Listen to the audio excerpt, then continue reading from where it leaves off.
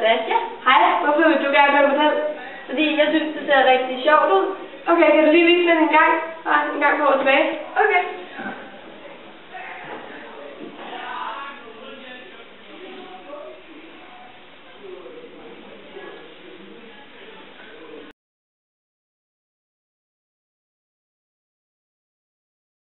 Ja, fint, og så ser lige.